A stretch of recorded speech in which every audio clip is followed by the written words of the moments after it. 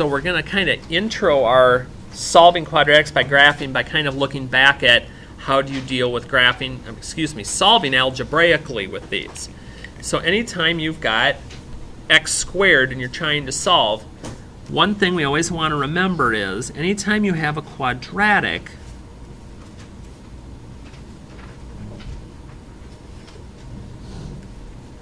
you're going to end up with two solutions, unless it's only crossing the x-axis and that's where your vertex happens to be. But for the most part, we're going to have two solutions.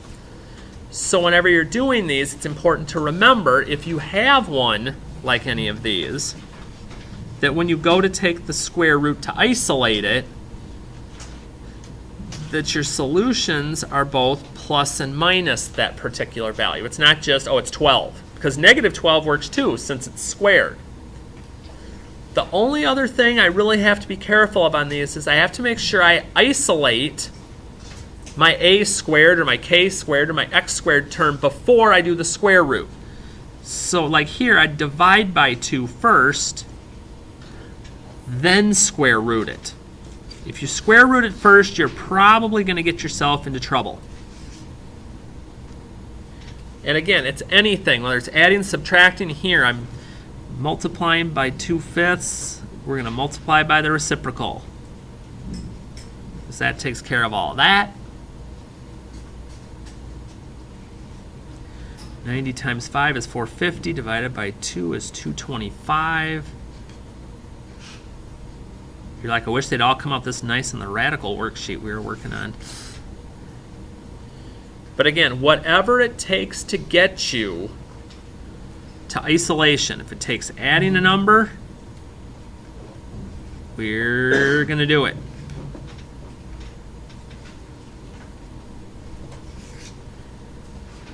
If it takes multiple steps, like adding the 80 to the other side, and then dividing by 5,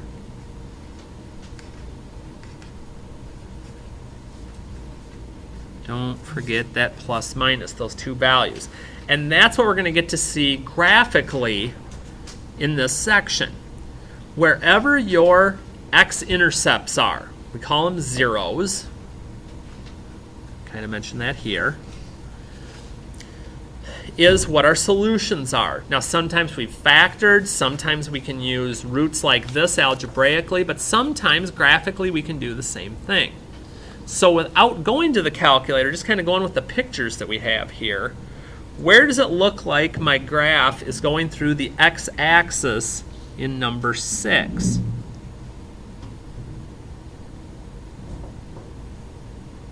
What do my two x-intercepts look like they're at?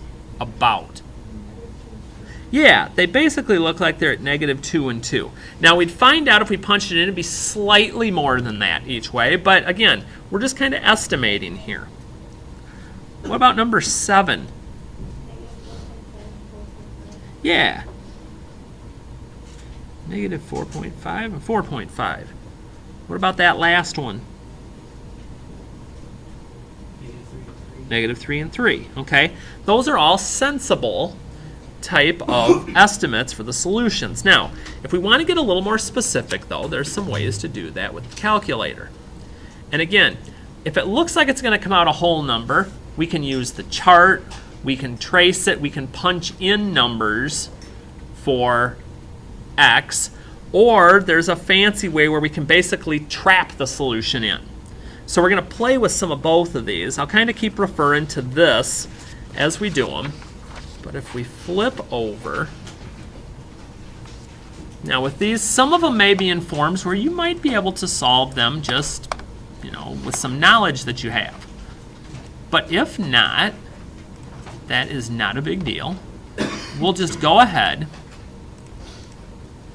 We'll type it into the calculator. We go, okay. So I look at my graph. And I say, you know what? These might be whole numbers. That kind of looks like -2, and that kind of looks like 5. So, how would this work? If I think it's a whole number, here's what you do. You're just going to hit trace. And when you hit trace, this is going to come up, any value that you think is an x-intercept, so let's think we think it's -2, I can just type that number in and hit enter. Oh, y equals 0. Well, y equals 0 means it's an intercept. Okay, that's one of my intercepts. That was cool. So then I'm like, well, I think this one's 5. Now, can I do that again? Yes, but hit trace first.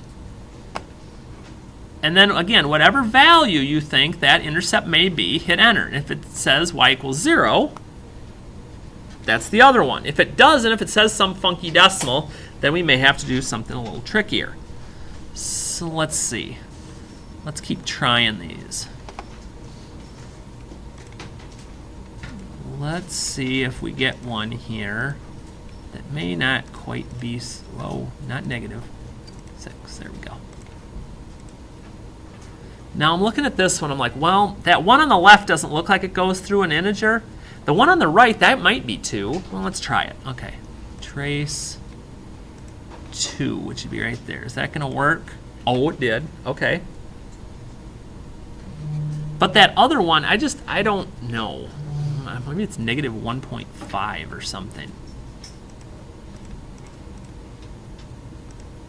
Ooh, I'm on it today. Now, am I always going to get that fortunate? Well, no, I'm not. I'll just say it. Now, if you do see a way somewhere along here to get the solutions without having to play with the graph even, that's okay. I would hope some of you look at this and go, well, wait a minute. I can take an x out of each of those. Then it's just x minus 7. And if that's the case, can't I just set each of those equal to 0 and get the 2 answers that way? Sure. X equals 0. That makes sense because 0 squared minus 7 times 0 would be 0. Or if x minus 7 equals 0, my value is going to be 7. 7 squared is 49. 7 times 7 is 49. 49 minus 49 is 0. So if you can factor it to get to the solution, that's okay too. But like I said, so you don't start thinking that every single one of these is going to come out just nice and clean. Let's hit up our next one here.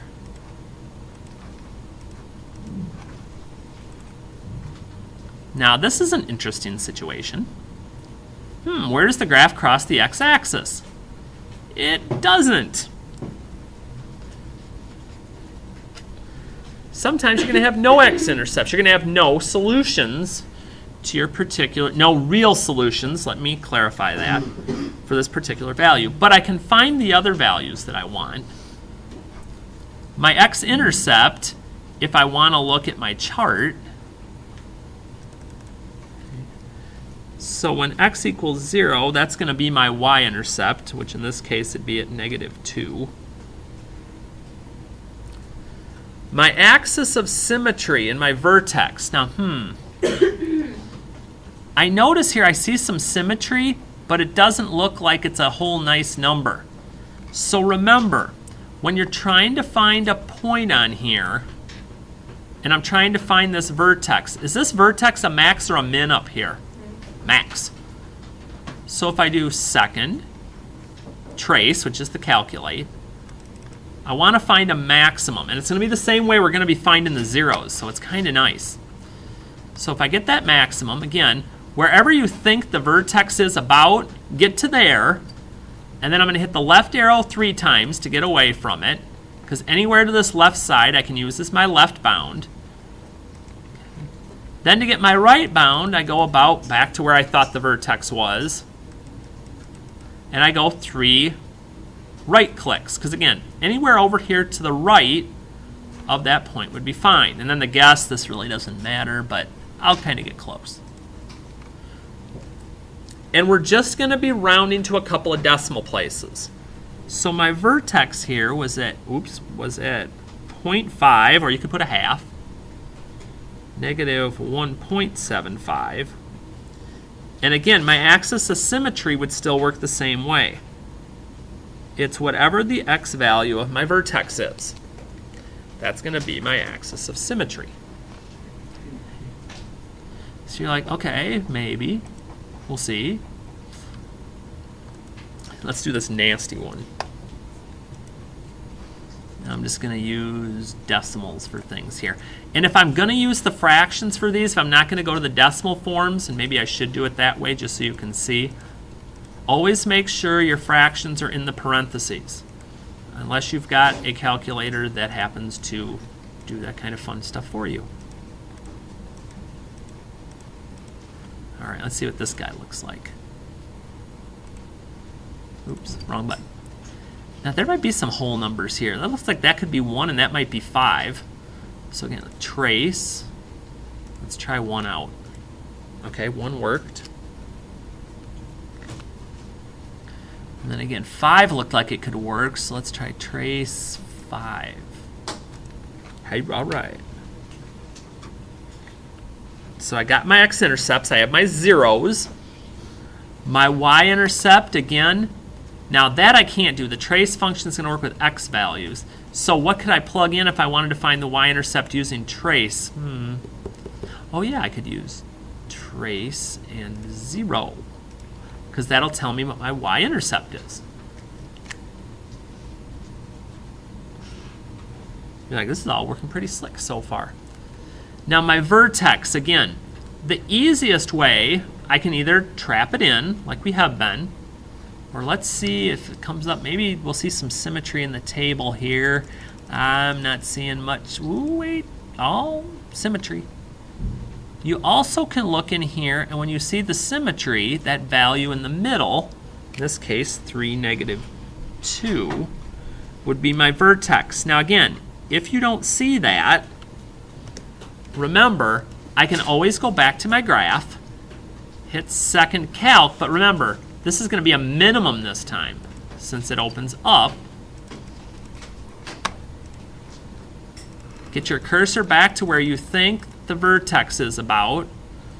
Click a few times to the left, hit enter. Okay, get back to that point that looks about right, a few to the right, hit enter, and we guess in the middle. And again, when you go into that many decimal points, oh yeah, 3, -2. Okay, this isn't working too bad. Now, we'll finish this off tomorrow because there's a little bit at the bottom when we're starting to get into some of these height problems. I call them throw-up problems. That really sounds awful, but it makes you remember. We'll talk about that a little bit. As far as what's going on down here below,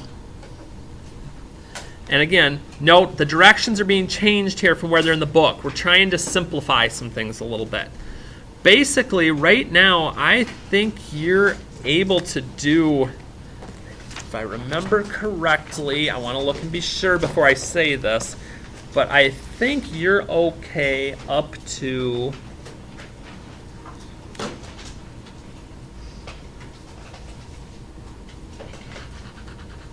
I think you're okay up to there. Until you get up past that 28 even, then there's a couple of things at the end with the story problems up above and the height problems that we haven't done yet. So we'll knock that part out after the quiz tomorrow, and then we'll kind of go from there. But again, this isn't on the homework check tomorrow because, well, we haven't had a chance to check anything yet.